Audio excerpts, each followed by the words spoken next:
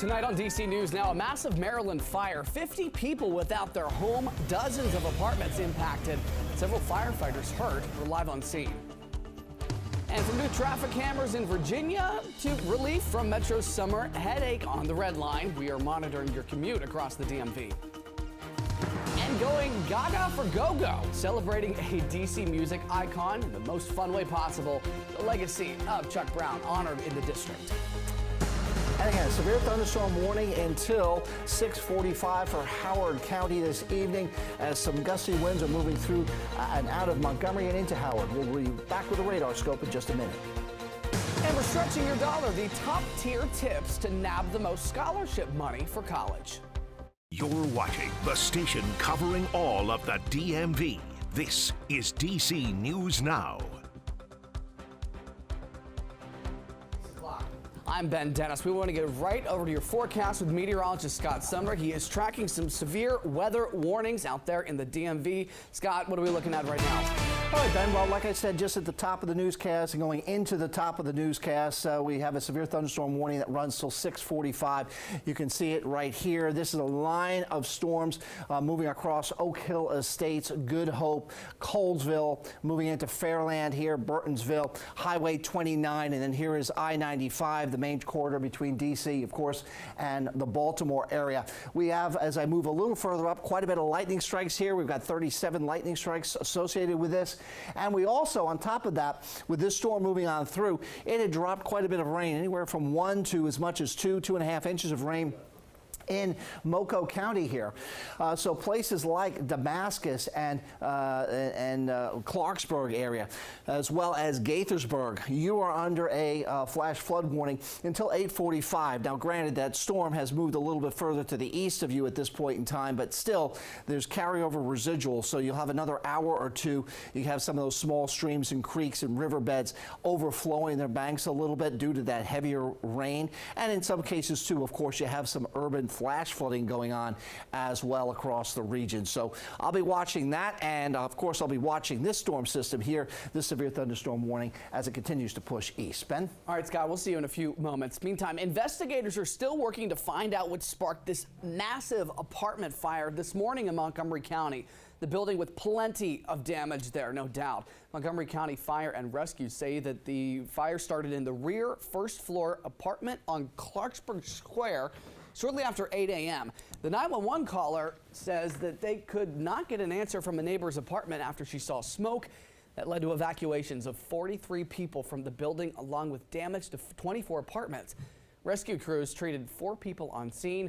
2 went to the hospital with what are described as non-critical injuries, and 4 firefighters were hurt. 2 of them were sent to the hospital also with non-life-threatening injuries. Over in the district, police say that a man was shot and killed this morning. We're told this happened in Northeast. Officials responded to New Hampshire Avenue around 10 a.m. near the Maryland line. It's there they found a man who had been shot, not conscious, not breathing. Police say he later died. Officials say they do have 1 person in custody in connection to that shooting. And in Frederick, Maryland, police are saying tonight they quickly arrested a man connected to a homicide late last night. Officials responded to Heather Ridge Drive in Frederick around 11:45.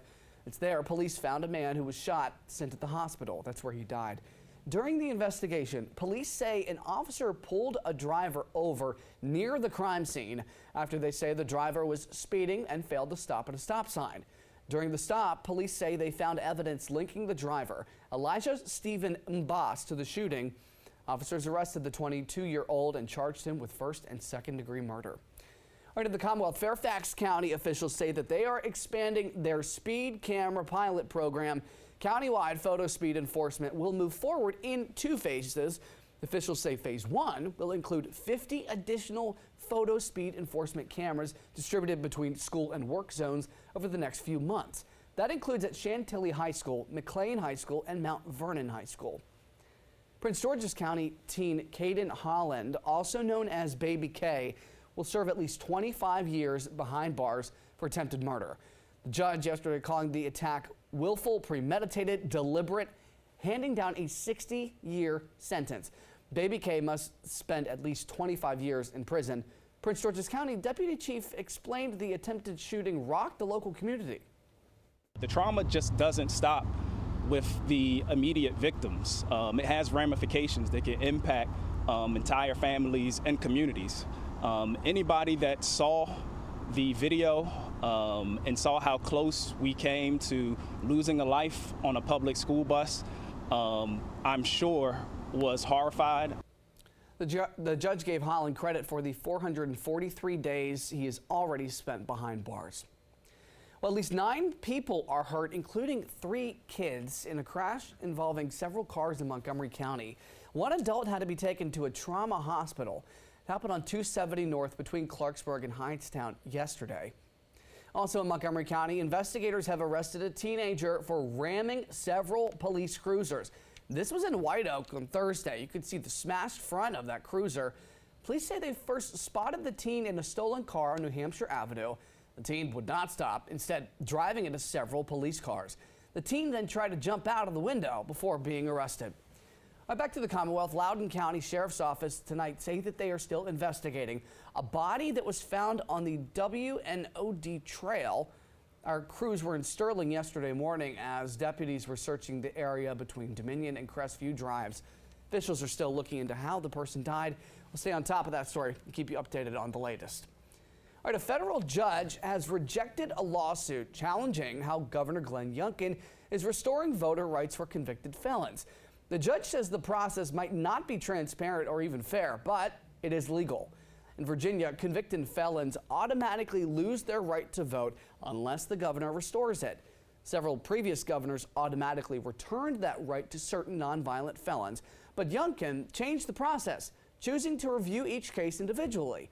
The lawsuit argues Youngkin's process violates a clause preventing the government from using arbitrary discretion to prevent someone from exercising their First Amendment rights.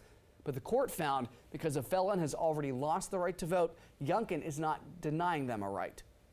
See why the argument would be in a situation or circumstance where the license gets at an individual's First Amendment rights, you wouldn't want a government official exercising much discretion. In a situation where the government official is just ostensibly giving rights to someone, that's one where you might well allow plenty of discretion to be exercised. And in a statement, Governor Youngkin's office says that they were pleased with the court's ruling. All right, in Maryland, summer renovations on the Red Line have been a headache, to say the least, for commuters. WMATA closed 5 Red Line stations so crews could do that work, including the one in downtown Silver Spring. DC News Now's Kevon Dupree tells us about several deals available when it reopens. The Silver Spring Metro station is among those set to reopen on September 1st. Until then, and even after, people can take advantage of the Smart Trip Discount Deals program. On June 1st, Glenmont, Wheaton, Forest Glen, Silver Spring, and Tacoma Red Line stations went offline for summer work. The Tacoma station reopened by the end of the month. The others are set to reopen in a little more than 2 weeks. That's great news for Metro riders. Since it's been closed and I've had to just wait on the bus, it's slowed it. So once the train station opens back up, everything will pick back up for me. So I'm looking forward to that. Metro is encouraging riders in Silver Spring to take advantage of exclusive discounts at select shops and restaurants, including Miss Toya's Creole House. We do offer like a $10 off for any purchase of $25 more, so only people got to show is just Smart Trip cards and stuff like that. So we just encourage people to come out and come support small business like us. Sandra Shozitsky received her summer shutdown discount deal at lunch Friday. She plans to enjoy more deals before the program ends. So literally I can dine at different places and save this $10 off of my Smart Trip and add it up. It doesn't just have to stop at one place. Yeah, I'm gonna do that. The Smart Trip discount deals will go until September 10th.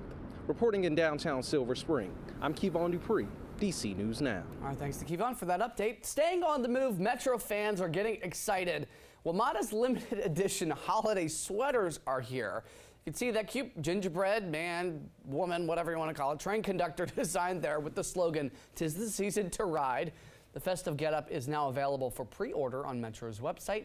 Sizes from small to XXL, and it's not necessarily cheap. It'll run you $70. All right, staying in D.C., the district is celebrating the godfather of go-go, Chuck Brown. Happened earlier today in Southeast. People came together to honor Brown's life and legacy at Fort DuPont Park earlier today. Celebration features musical performances by the Chuck Brown Band and other local go-go acts. One person we caught up with explained that it's important to honor Brown and go-go music because both are weaved into the identity of DC.